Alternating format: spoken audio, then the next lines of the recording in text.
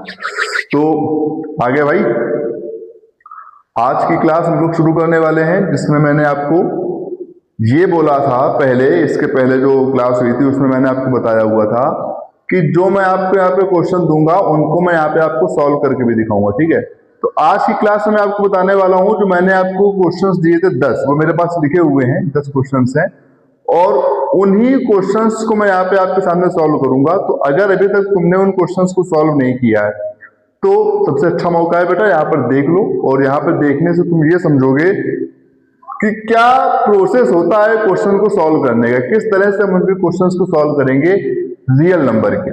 मैंने बोला हुआ है अपने चैनल पर कि मैं आपको यहाँ पर 10 क्वेश्चन दे रहा हूँ, उनको सॉल्व कर रहा हूँ। ठीक है, तो अब ये तुम्हारा काम है कि अगर तुमसे नहीं हो पाया है तो तुम उनको यहाँ पर समझो और फिर उसी तरह के और क्वेश्चंस को भी लगाओ। ठीक है, क्योंकि 10 क्वेश्चन है तो हमारी क्लास आज की लंबी होने वाली है। हर एक क्वेश्चन को समझाना है और उसको देखना है कि किस तरह से होता है। मैं थोड़ा इसकी इंक उठा लेता हूं, इंक मेरे पास नहीं है। ठीक है, तो अगर बीच में इंक की रिक्वायरमेंट होगी तो मैं यहाँ पे रिफिल कर दूंगा। ठीक है, अभी यहाँ पे जो बात करने वाले हैं वो है class 10 chapter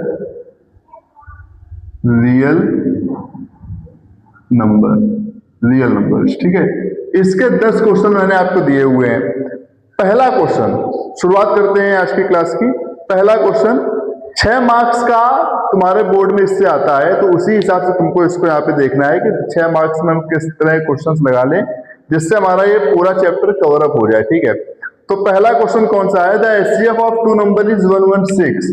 first question, HCF of 2 number is 116 and उसके बाद कह रहा है देयर LCM इज 1740। तो LCM इज 1740। आपको यहाँ पे एक नंबर भी दिया है, 1 नंबर इज 580, यानी कि A की वैल्यू दी गई है 580, B की वैल्यू निकालनी है। फॉर्मूला तुमको पता है कि जब HCF एंड LCM निकालना है, सीधी सी बात है, 2 नंबर होंगे तो इसका फॉर्मूला होता है HCF into LCM equal to A cross B। Value put कर दो बेटा यहाँ पे, 116 into 1740 equal to 580 into B। तो B इक्वल टू क्या हो जाएगा? 116 इंटू 1740 अपॉन 580। 0 से 0 कैंसिल कर दो, 58 थ्रीजा पूरा चला जाएगा ये नंबर, 58 थ्रीजा तुम्हारा हो जाएगा 174। तो B की वैल्यू आ जाएगी 116 इंटू 3, जो कि हो जाएगी 3 6 18, 3 1 314 एंड 3 1 3। तो B की वैल्यू आ जाएगी 348। चेक भी कर सकते हो, अगर तुम 348 को 580 दोनों को मल्टीप्लाई करोगे तो तुम्हारा अगर A इंटू बी, क्योंकि यहाँ पे तुमको लिखा है ना तुमने कि HCF into LCM equal to A cross B, तो यहाँ पे तुम अगर A और B को मल्टीप्लाई करोगे और HCF और LCM को मल्टीप्लाई करोगे तो आंसर सेम आना चाहिए। अब आते हैं क्वेश्चन नंबर 2 पे। कोशिश करेंगे एक ही बोर्ड पे तुम्हारे जितने ज्यादा से ज्यादा क्वेश्चन कवर हो जाए। पहला क्वेश्चन हो गया। दूसरा क्वेश्चन कह रहा है LCF of 2 number is 9 time their HCF। तो यहाँ पर ये देखना है कि किसके टाइम है, HCF के 9 टाइम है। तो let the HCF equal to X। तो LCM क्या हो गया? LCM equal to 9X। अब उसको एक चीज और भी दे रहा है क्वेश्चन में, the sum of LCM and HCF is 500। ठीक है, तो sum of HCF and LCM is 500 means x plus 9x equal to 500, 10x equal to 500। तो x की वैल्यू आ गई 50, यानी कि नंबर आ गया ये 50। x तुमने क्या माना था? HCF। ठीक है, तो HCF की वैल्यू हो गई 50। LCM तुमने क्या माना था? 9x, which will be 9 into 50, it will be 450। ठीक है, 50 इंटू करोगे तो 9 टाइम हो जाएगा, 50 9 सा 450 हो जाएगा। इस तरह से तुम्हारा यहाँ पे दूसरा भी आंसर आ गया। अब आते हैं क्वेश्चन नंबर 3 पे। क्वेश्चन नंबर 3 बोल रहा है can two numbers have 15 as their HCF and 175 as their LCM. Question number 3 क्या बोल रहा है? 2 नंबर है, हमको पता नहीं है कौन से 2 नंबर है, ठीक है। एनी 2 नंबर, एचसीएफ दिया गया है, कितना दिया है? एचसीएफ तुमको दिया गया है can two number 15 as their HCF, 15 HCF दिया गया है और एलसीएम तुमको दिया गया है 175, ठीक है, 175। तो अब तुमको ये बताना है कि क्या कोई 2 नंबर ऐसे होंगे कि जिनका एचसीएफ ये दिया गया हो 15 और एलसीएम 175 हो, तो ऐसा कैसे निकालोगे? ऐसा उस तरह से तुम समझो कि जब तुम्हारे पास कोई 2 नंबर आएंगे और तुम्हें उनको चेक करना होगा कि क्या इनका एचसीएफ और एलसीएम निकल सकता है, तो अगर तुम्हारा एलसीएम उस एचसीएफ से डिवाइड हो जाएगा, एलसीएम अगर एचसीएफ से डिवाइड हो जाएगा तो हाँ 2 नंबर ऐसे हो सकते हैं, अगर नहीं डिवाइड होगा तो नहीं हो सकते, ठीक है। ये अपने मन से दिया इन्होंने, तो इसको क्या करोगे? वी चेक बाय एलसीएम को हम डिवाइड कर देंगे किससे? एचसीएफ से, ठीक है। एलसीएम को डिवाइड कर देंगे एचसीएफ से, तो क्या हो जाएगा बेटा यहाँ पे 175 डिवाइडेड बाई 15। अब क्या ये डिवाइड हो रहा है? 15 1 15, 2 रिमाइंडर 25 आ रहा है, पूरा तो जा नहीं रहा, तो उस केस में क्या हो जाएगा? यहाँ पे लिख देंगे because it is not divisible so it is not possible.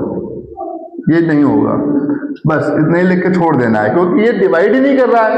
अगर डिवाइड करता तो हम मानते कि हाँ ये नंबर जो होगा उसका वो फैक्टर अगर डिवाइड कर रहा है तो कोई एक नंबर निकल के आ रहा है। जैसे यहाँ पे हमने रखा है ना HCF into LCM equal to A upon B, तो अगर ये एचसीएफ एलसीएम कुछ डिवाइड कर देगा पूरी तरह, रिमाइंडर 0 आ जाएगा, तो इट मीन्स कि वहां पे वो 2 नंबर में कोई एक नंबर आया, लेकिन नहीं आ रहा तो नहीं होगा, ठीक है। अब आते हैं क्वेश्चन नंबर 4 पे। शो दैट 6 की power n can be never and with 0। अगर आपको ये सारे क्वेश्चन नहीं पता है अभी, तो जो प्रीवियस वीडियो पड़े हुए हैं चैनल पर उस पर जाके बेटा देख लो, तुमको सारे क्वेश्चंस मिल जाएंगे, ठीक है। क्वेश्चन नंबर 1 ये हो चुका है, क्वेश्चन नंबर 2 ये हो गया है, क्वेश्चन नंबर 3 ये हो गया है, क्वेश्चन नंबर 4 पे हम लोग चल रहे हैं, ठीक है।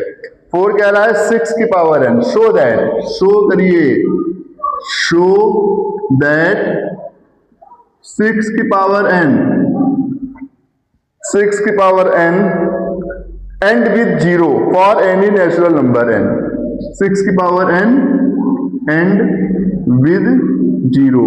अब 6 की पावर n एंड विद 0 मतलब क्या हो गया बेटा? 6 की पावर n को अगर हम फैक्टराइज करेंगे तो 2 इंटू 3 की पावर n हो जाएगा। जब तुम इसको अलग अलग करोगे तो 2 की पावर n इंटू 3 की पावर n हो जाएगा। यहाँ पे 5 तो नहीं आ रहा है, ठीक है, बिकॉज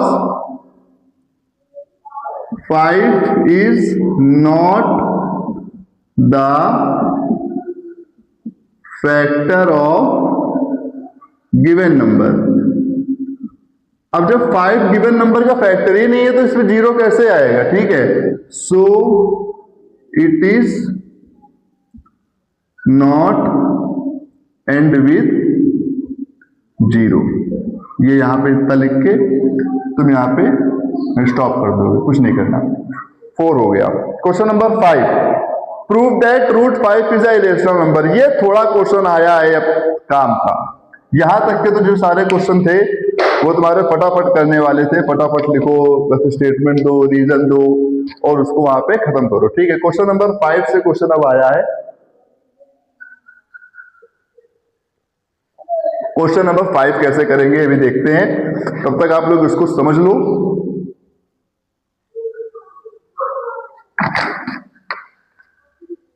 क्वेश्चन नंबर 5 को करना है, ठीक है।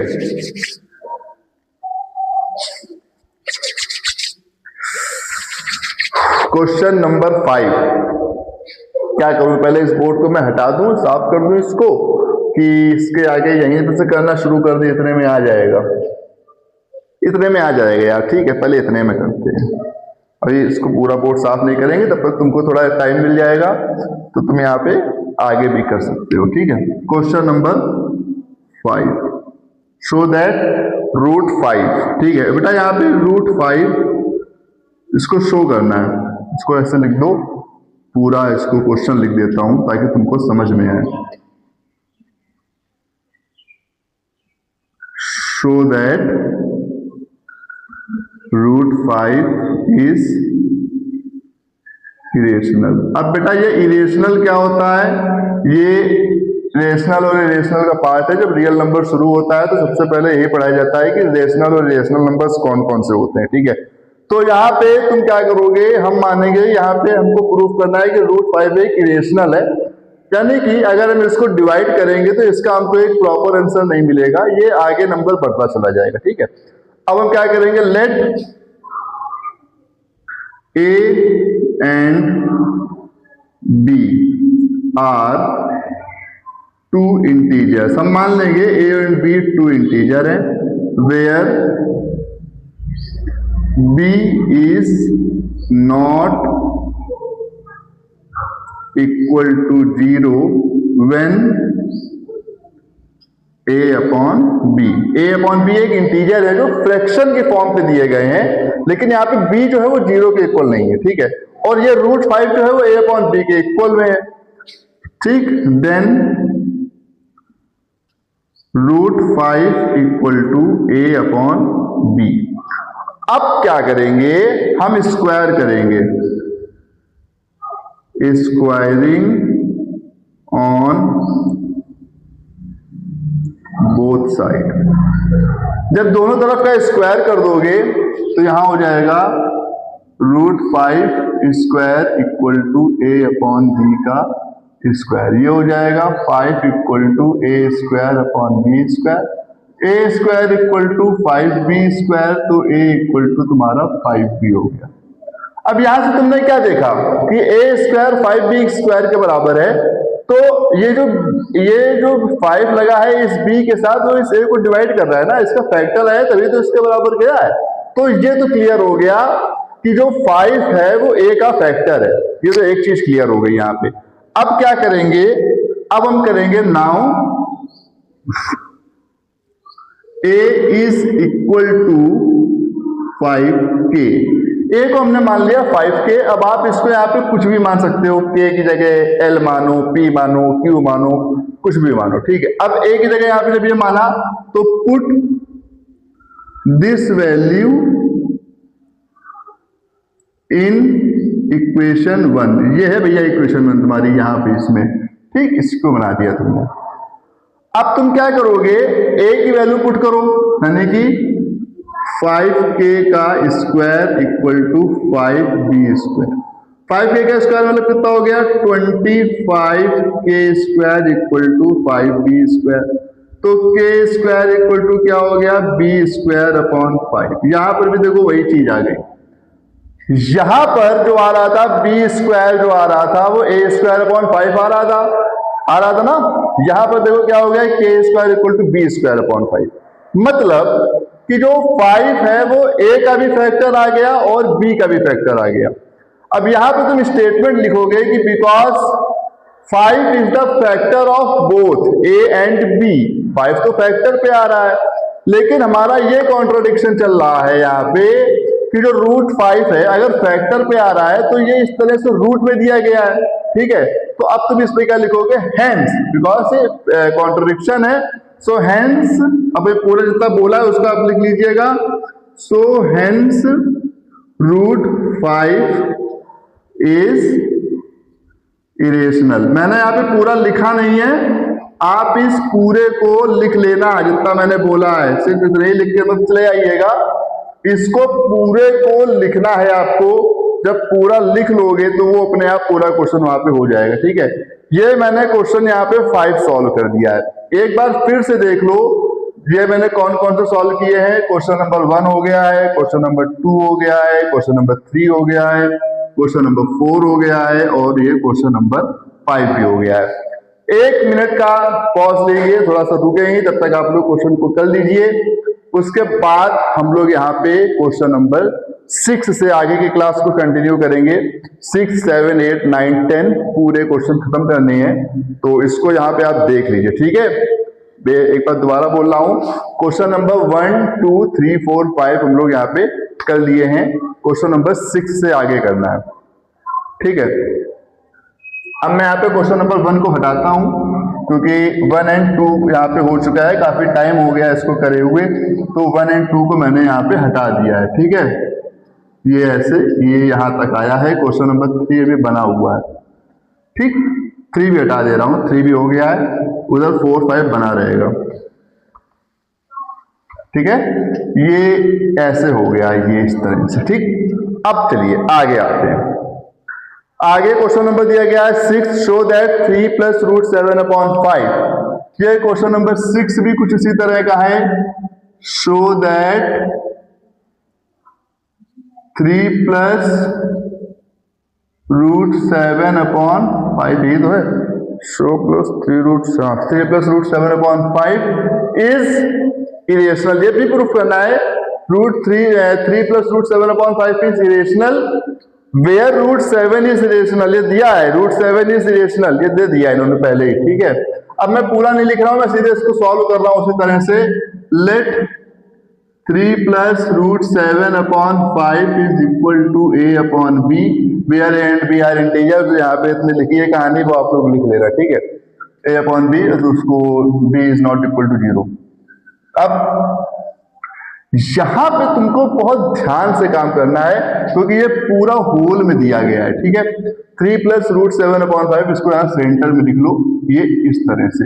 अब तुम क्या करोगे बेटा, सबसे पहले तो इस 5 को ऊपर मल्टीप्लाई कर दो, तो 3 + √7 इक्वल टू 5a/b हो जाएगा।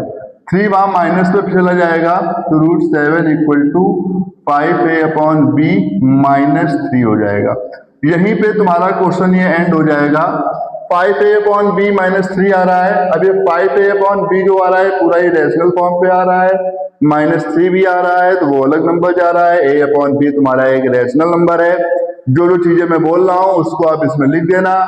सो this is the irrational part आ जाएगा, यहाँ पे लिख देंगे हेंस प्रूव्ड, ठीक है। ये मैं इतना यहाँ पे लिखूंगा नहीं, आप लोग उसको समझ जाइएगा, थोड़ा अपने मन से लिखने की आदत डालो। सॉल्व मैं कर दे रहा हूं, लेकिन लिखना क्या है वो आपको मैंने बोल दिया है, दिमाग लगाइए, लिखिए।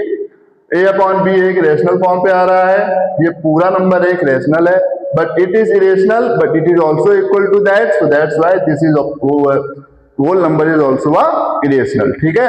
ये पूरा यहाँ पे क्वेश्चन नंबर 6 आप ऐसे कर लोगे। क्वेश्चन नंबर 7 थोड़ा सा लेंथी क्वेश्चन है, उसको टाइम लेके चलेंगे। क्वेश्चन नंबर 7 के लिए टाइम लेना है हमको कि क्वेश्चन नंबर 7 क्या बोल रहा है। क्वेश्चन नंबर 7 में तुमको यहाँ पे 3 नंबर दिए गए हैं। Find the largest positive integer that will divide 122 150 115 122 122 150 122 150 and 115, ये 3 इंटीजर दिए गए हैं। और ये 3 के तीनों इंटीजर जो है ये जब डिवाइड होते हैं तो ये रिमाइंडर दे रहे हैं 5, 7 और 11 का, ठीक है। 3 नंबर हैं, ये रिमाइंडर दे रहा है 5, ये रिमाइंडर दे रहा है 7 और ये रिमाइंडर दे रहा है 11।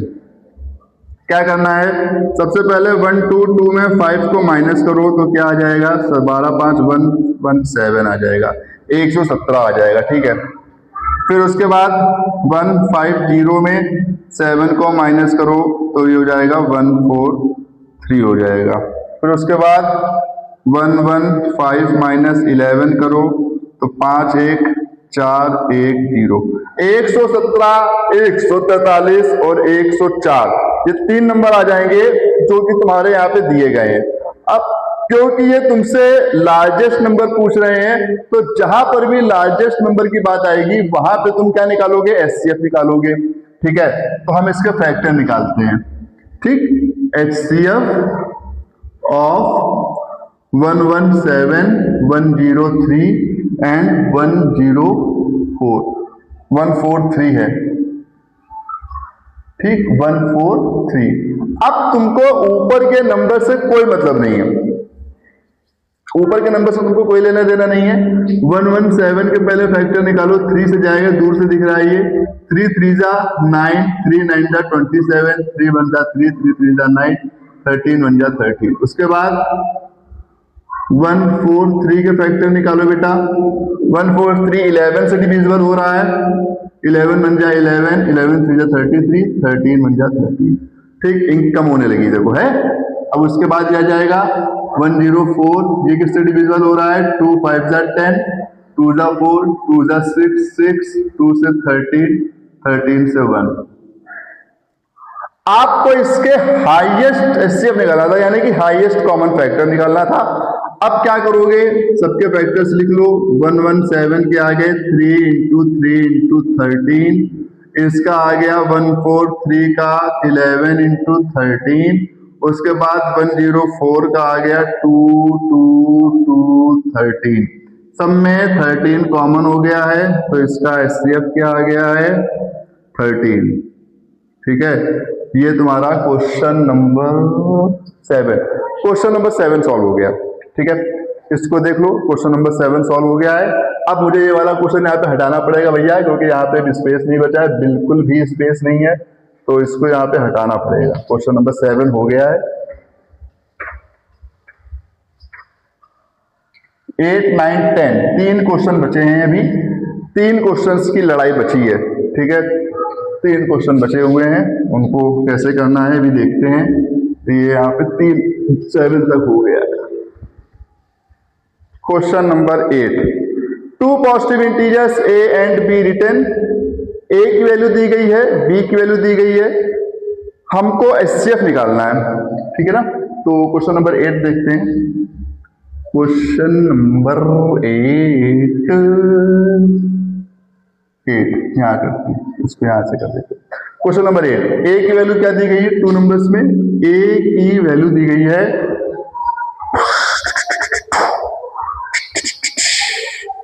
a की वैल्यू है x क्यूब वाई स्क्वायर। ठीक है, थोड़ा रेड पेन से लिखा है वो तो दिख नहीं रहा, x क्यूब वाई स्क्वायर है, और b की वैल्यू है एक्स वाई क्यूब। ठीक है, b की वैल्यू है एक्स वाई क्यूब। तुमको इसका एचसीएफ निकालना है, HCF of a and b। ये तुम लोग कहोगे यार कैसा क्वेश्चन दे दिया है यहाँ पे, कि अभी तक हम लोग यहाँ नंबर्स निकाल रहे थे कि नंबर्स कैसे करना है, नंबर्स का एचसीएफ निकालो, ये इन्होंने ऐसे नंबर वाला करके दिखा दिया। लेकिन इसके बाद अगला क्वेश्चन इन्होंने दे दिया है जिसमें वेरिएबल्स दिए गए हैं, एल्जेब्रिक टर्म हो गया, एक्स वाई दिया गया है। अब हम इसका यहाँ पे एचसीएफ कैसे निकालें? ये तो एक के बाद एक भयंकर भयंकर क्वेश्चन लेते आ रहे हैं। तो बेटा भयंकर नहीं है, बहुत इजी है, एकदम आसान मक्खन क्वेश्चन है। कैसे? देखो तुमको क्या करना है बेटा, यहाँ पे एचसीएफ निकालना है। ठीक है ना, एचसीएफ निकालने के लिए तुम सबसे पहले इनको अलग अलग ब्रेक कर दो। जैसे यहाँ पे तुमने अलग अलग फैक्टर निकाले, ऐसे यहाँ पे निकाल दो। तो a का क्या हो जाएगा? x into X into X into Y into Y, और b का क्या हो जाएगा बेटा? x into Y into Y into Y. हो गया। अब एचसीएफ बोलता है क्या? हाईएस्ट कॉमन फैक्टर, यानी कि दोनों में कॉमन क्या आ रहा है। यहाँ पे x कॉमन आ रहा है, इसको लिख दो। यहाँ पे ये एक y कॉमन आ रहा है, इसको ले लो, और यहाँ पे दूसरा y कॉमन आ रहा है, इसको ले लो। जो कॉमन नहीं आ रहा है उसको मारो गोली दूर करो, उससे कोई मतलब नहीं है। ठीक है, तो ये क्या हो जाएगा? HCF of a and b। यहाँ क्या जाएगा? x और y 2 आ रहा है तो y स्क्वायर हो गया, बस खत्म, बिल्कुल एकदम, कोई सोचना ही नहीं है कुछ, यही आंसर हो गया। ठीक है, एक्स वाई स्क्वायर, ये तुम्हारा खत्म हो गया है क्वेश्चन नंबर 8। और लो, क्वेश्चन नंबर 8 खत्म हो गया, एक्स वाई स्क्वायर आ गया। ठीक है, क्वेश्चन नंबर 9 थोड़ा सा आया है। अब क्वेश्चन नंबर 9 कैसे सॉल्व करना है वो भी देखते हैं। बस इसके बाद 9 है और 10 है। क्वेश्चन नंबर 9, ठीक है, क्वेश्चन नंबर 9 को कैसे सॉल्व करेंगे? एक्सप्लेन वाई, यहाँ पे एक्सप्लेन करना है भैया।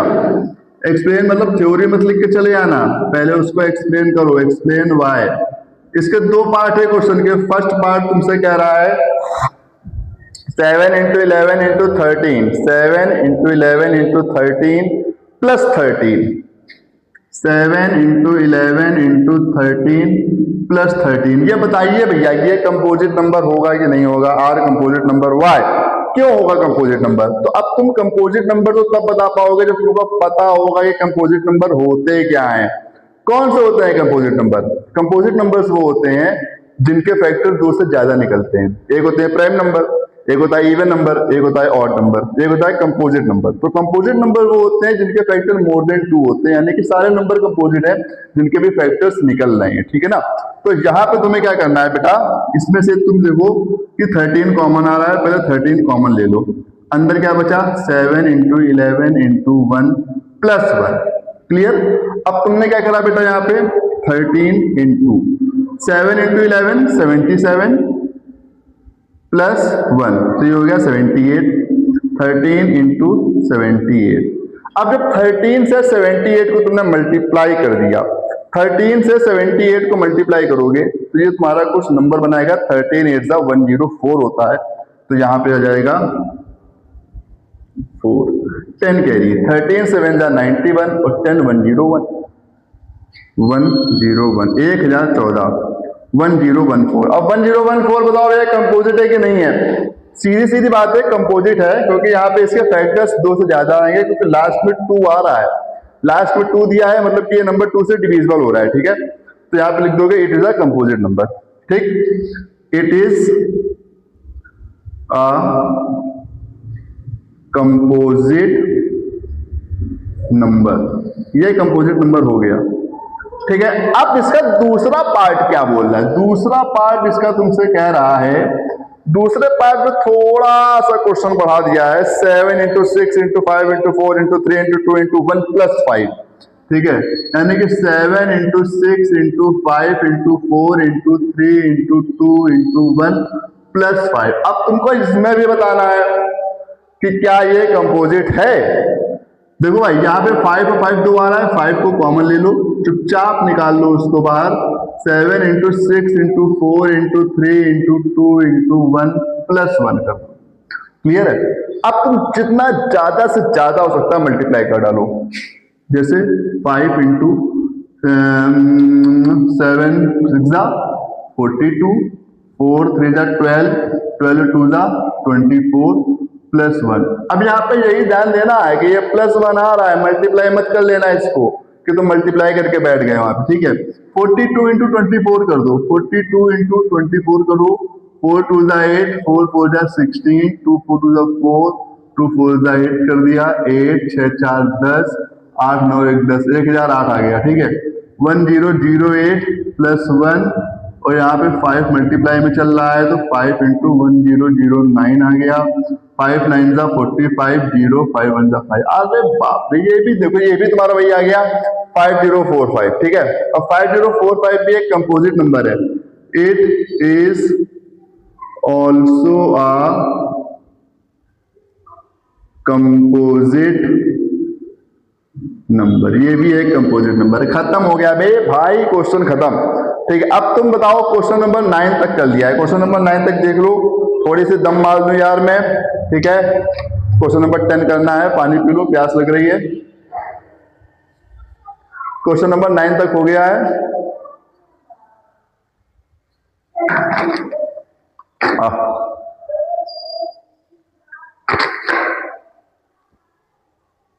जो मैं बोलता हूं वो मैंने कर दिया है, ये मेरा है।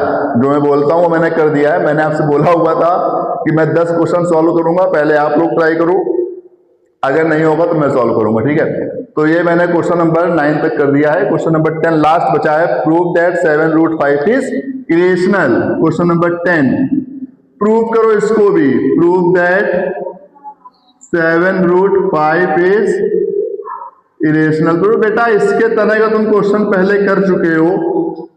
7 रूट 5 इज इरेशनल को लगाने के लिए तुम क्या करोगे, इसको मैं इसको तुमको बता दे रहा हूं कैसे करना है, ठीक है ना। तो यहाँ पे 7 root 5 is equal to a upon b, क्या तुमने मान लिया इसको।